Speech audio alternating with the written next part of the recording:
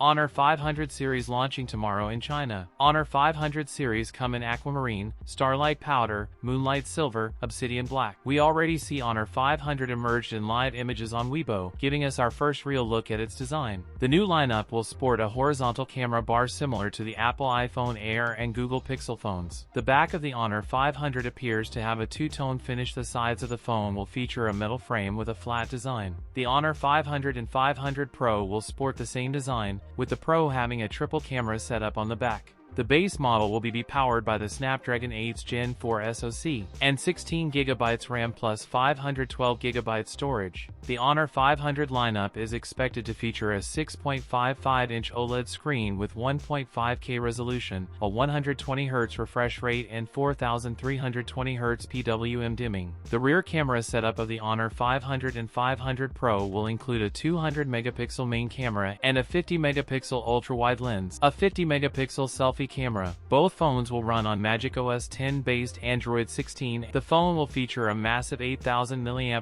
battery and support 80W charging. That's it for today's video. If you enjoyed it, don't forget to like, comment, and subscribe for more content. Thanks for watching, and I'll see you in the next one.